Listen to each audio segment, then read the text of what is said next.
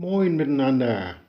Ja, an für sich wollte ich ja kein weiteres Video zu den Geräuschen eines vorbeifahrenden Zuges machen, aber es kommt immer anders, wie man denkt.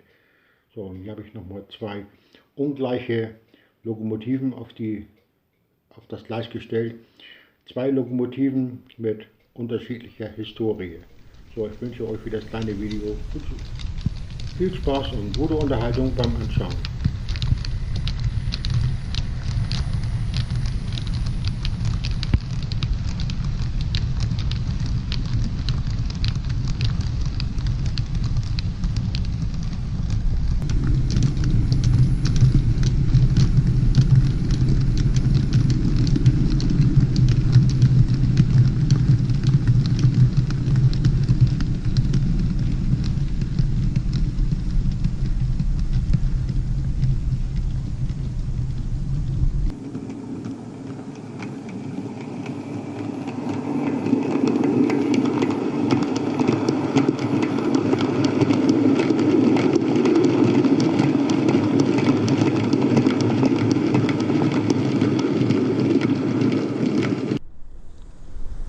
So, nun kommt die echte V100, denn die vorher war nur eine Hybrid.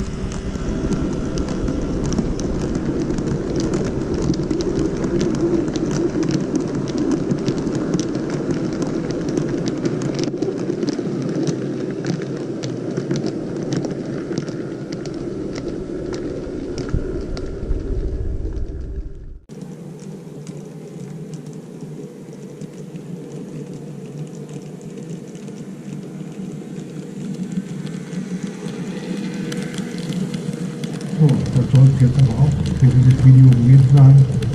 Bedanke mich fürs Zuschauen und sage Tschüss. Ja, bis zum nächsten Mal.